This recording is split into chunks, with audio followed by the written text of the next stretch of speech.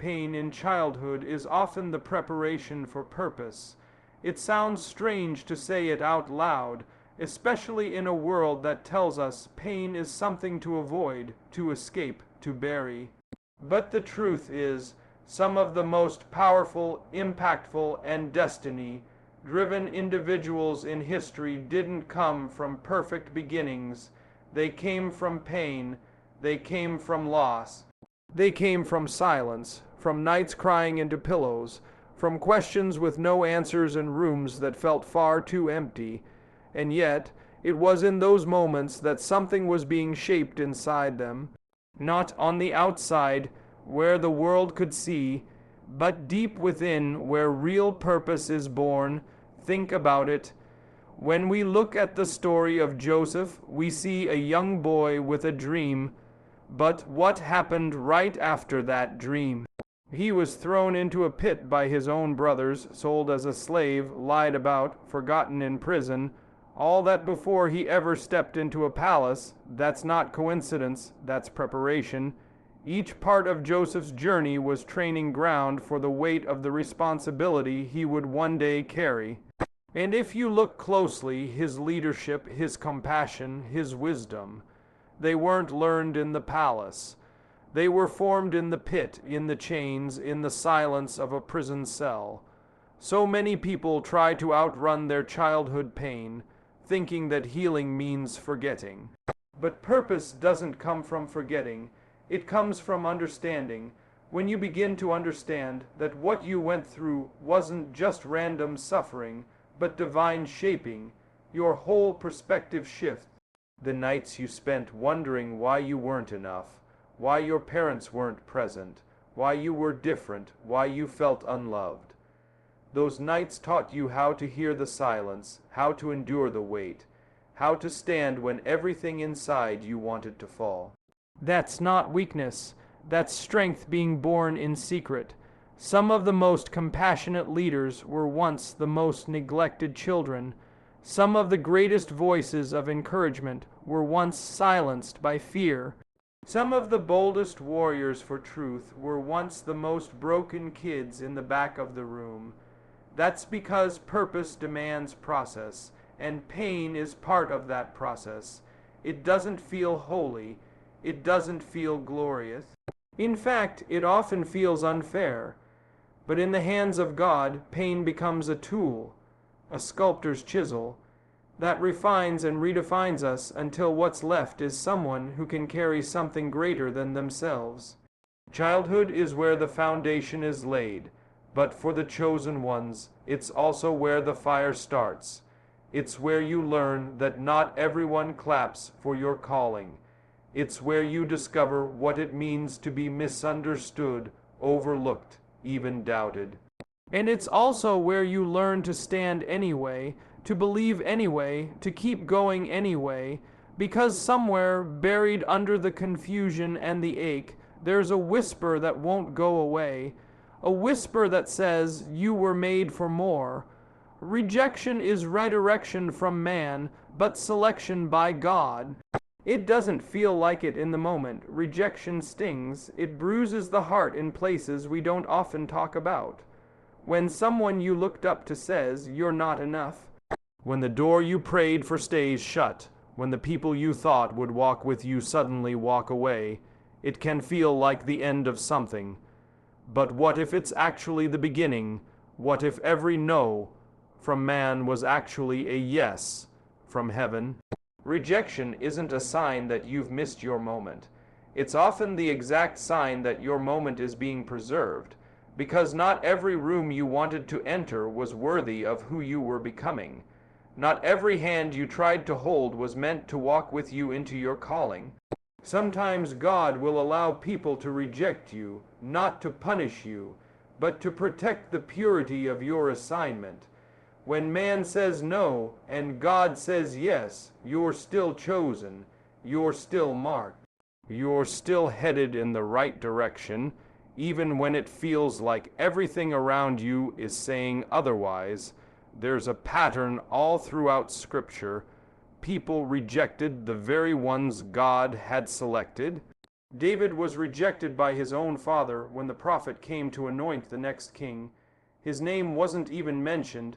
He was left out in the field, but God saw him, God called him. The rejection of man did not cancel the favor of God. In fact, it confirmed it, because God's ways are not man's ways. His choosing often looks different than ours. He looks at the heart, not the outward appearance. He sees the potential buried beneath the pain. And sometimes he'll even use rejection to pull you away from where you don't belong, so he can place you exactly where you do.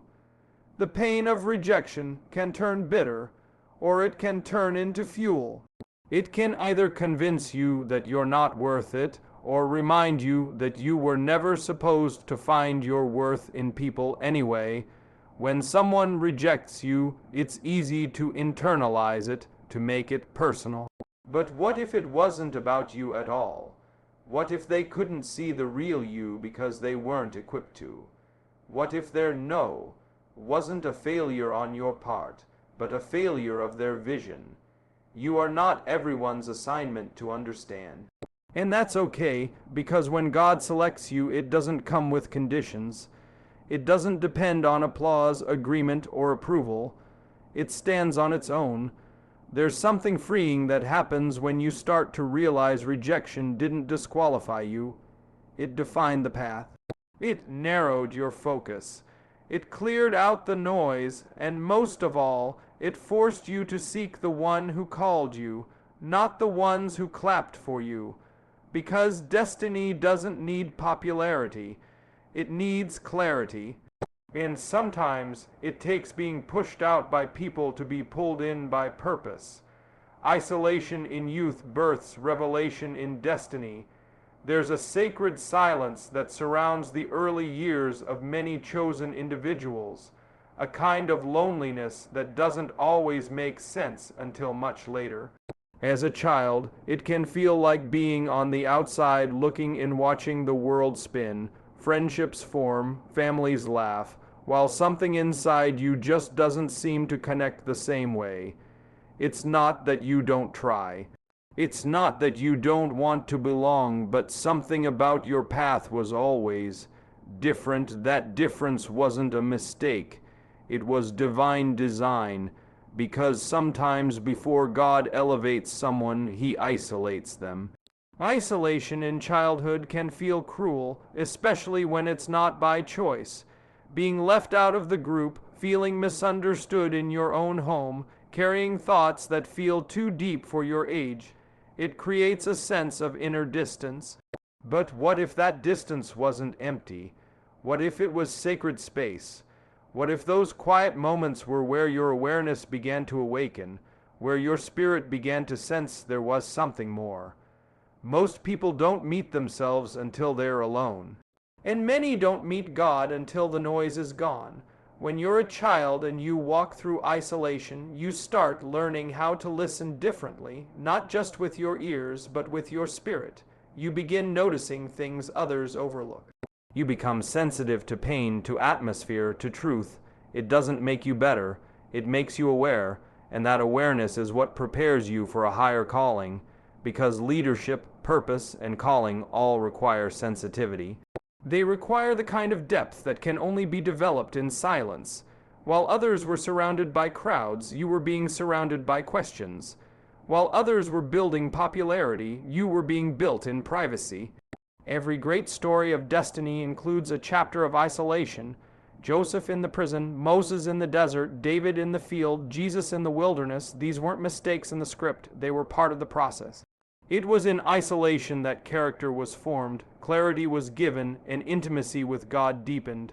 And for many who are chosen, childhood becomes the first place where that isolation starts, not to punish, but to protect. Not to harm, but to heighten. You were being pulled away from the crowd so you wouldn't be shaped by the crowd. You were being hidden so your identity wouldn't be handed to you by those who couldn't see the full picture. The ache of isolation is real. It can leave a child wondering, what's wrong with me? But the truth is, nothing was wrong. Something was being planted, and isolation became the soil. Alone time wasn't empty time, it was encounter time. A place where dreams were whispered, where identity was formed without the pressure to perform, where you learned to recognize the still, small voice that others couldn't hear. And when revelation begins to grow in that kind of soil, destiny becomes inevitable. The ones most wounded early are often the ones most called deeply. There is a mystery in the way purpose wraps itself in pain, especially in the beginning. Children who carry wounds before they carry understanding often grow up with a weight that others can't see. They smile like everyone else, they go to school, they play and pretend, but something behind their eyes carries depth beyond their years. That depth doesn't come from ease. It comes from the places where comfort was missing, where love was distant, where safety was inconsistent. And in those places, something sacred begins to stir. Wounds that arrive early leave marks not just on the heart, but on the soul. They change the way a child sees the world. They make them question things others take for granted. They make them more sensitive to injustice, more aware of pain in others, more alert to truth when they hear it. That sensitivity is not weakness. It is the beginning of calling, because you cannot heal what you do not feel, and those who are called deeply often need to understand deeply. So life begins teaching them early. Sometimes it's through the absence of a parent. Sometimes it's through abuse, neglect, or abandonment. Sometimes it's through the burden of responsibility too heavy for small shoulders to carry. And the world may look at that child and see brokenness, but heaven sees preparation. What looks like a wound to man is often a window to purpose, because every scar tells a story, and in the kingdom of God, stories are never wasted. You'll notice the ones who carry the deepest calling often walk with a certain quiet strength. They don't always speak first, but when they do, their words carry weight. That's because they've lived something. They've endured more than they let on. They don't just offer advice, they offer presence. A presence forged in fire, a voice trained in the silence of suffering. These people don't just show up. They carry something, and what they carry is directly connected to what they once lacked. The deep call of God often echoes through the deepest wound. It's not an accident. It's a blueprint, a divine pattern repeated through generations. The prophet Jeremiah was marked from the womb. He was called before he had language, and yet his journey was filled with rejection, sorrow, and struggle. Jesus himself was a man of sorrows, acquainted with grief. The depth of his calling was not separated from his suffering. It was revealed through it. In the same way, those marked at a young age often feel the weight before they see the why.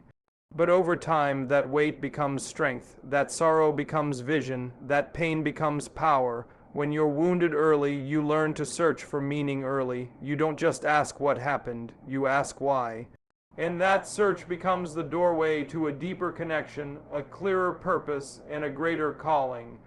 Those early wounds create space for something eternal to take root. Every chosen one was first a broken one.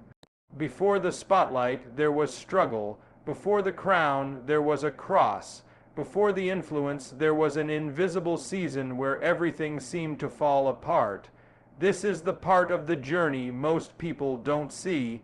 The part where life breaks you down before it ever builds you up. The breaking is not punishment, it's preparation.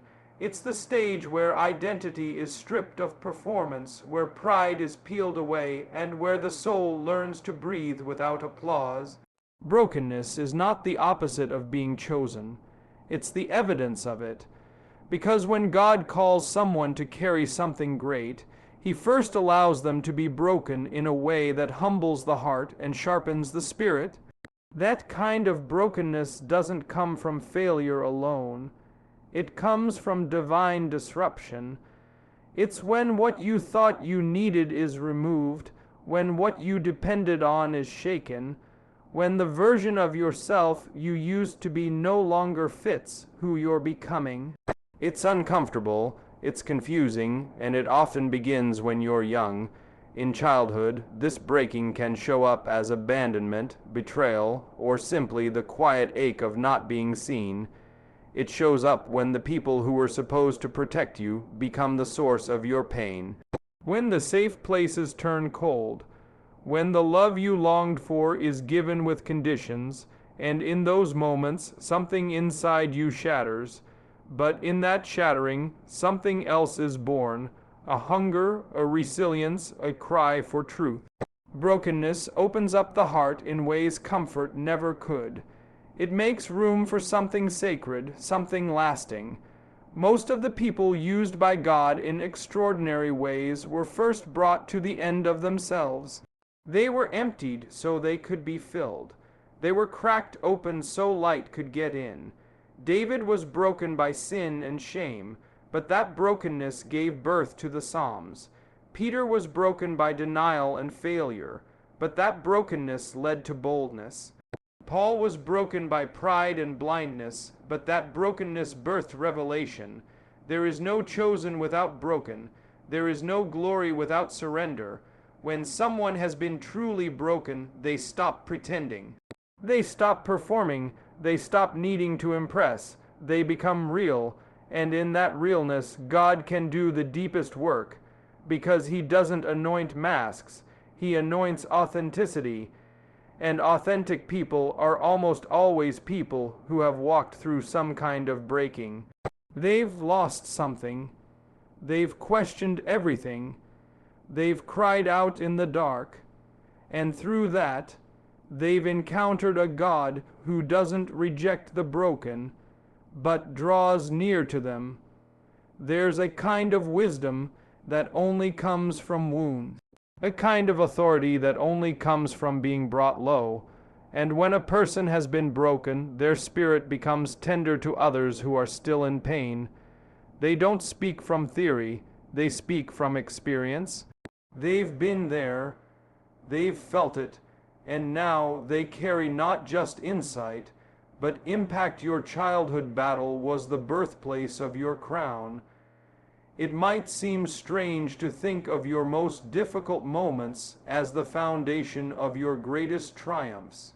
But that's the paradox of purpose.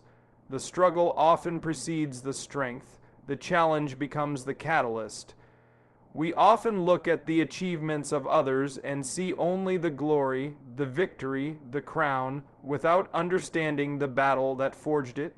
But every crown has a story, and that story often begins in the quiet battles of youth, in moments that no one else saw, in the private struggles that shaped you into who you would become. As a child, you may have faced difficulties that felt overwhelming. Maybe it was a family situation that didn't make sense, or struggles with identity, or the kind of fear that creeps into your heart late at night. These battles, while they may have seemed insurmountable at the time, were actually building the very qualities in you that would later allow you to rise above what you once thought you couldn't. It's easy to think of childhood as a time of innocence and carefree days, but for many, it's a time of inner wars, wars with self-doubt, fear, rejection, and confusion. And yet, those same wars, though painful, forged resilience. You didn't know it then, but every tear you shed in the darkness was watering the seeds of strength. Every disappointment was shaping your character. Every moment of feeling unseen, unheard, or unloved was growing your capacity for compassion and empathy. The world doesn't always see the invisible battles, but those battles were real, they mattered, and they were the very forge in which your future was being tempered. Think about the heroes of faith, the people whose lives inspire us to keep moving forward despite the odds. They didn't step into their calling without first walking through a fire.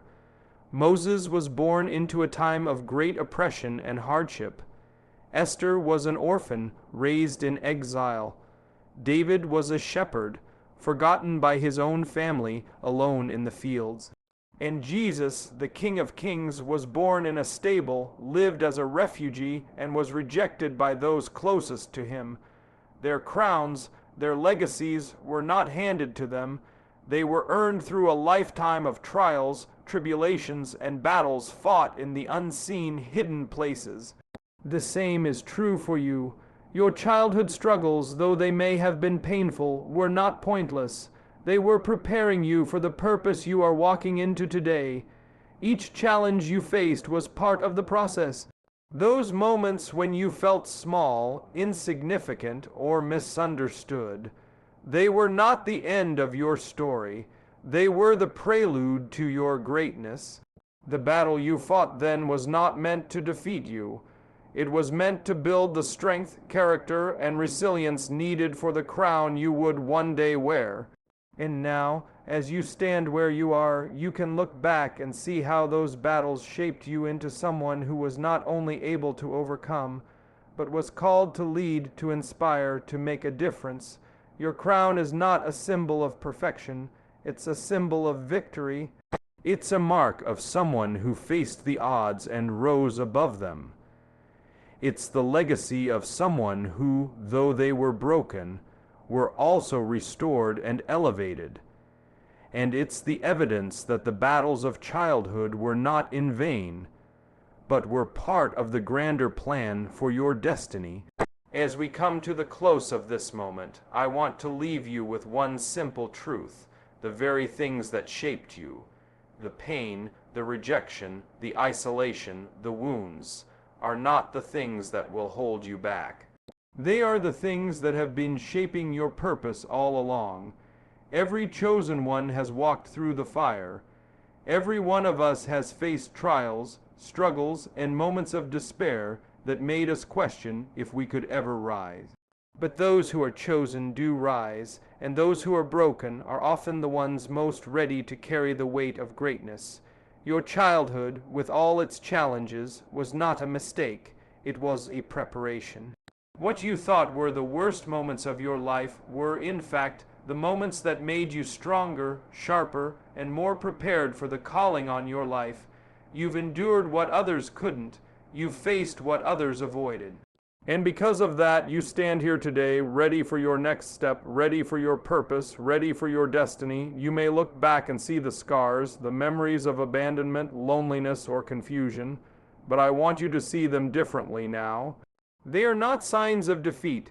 They are the marks of a warrior who fought battles no one else could see, who walked through struggles no one else could understand. They are the marks of someone who was chosen. And though those battles were hard, they've only made you stronger. The world may never fully understand what you've been through, but that doesn't matter. The Creator, the one who called you, He sees every part of you, the brokenness and the beauty. He sees how each experience has shaped you, how each step has led you here, and He's not done with you yet. So, as you step into the future, remember this. You are not the sum of your struggles. You are the fulfillment of a calling that was placed on your life before you even understood it. Every broken piece is now a part of the masterpiece. Every rejection was simply a redirection. Every painful chapter has led you to the place where you can now carry the crown that was always meant for you.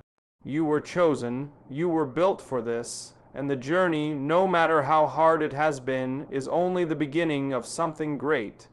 Keep moving forward, keep believing, because the best is yet to come.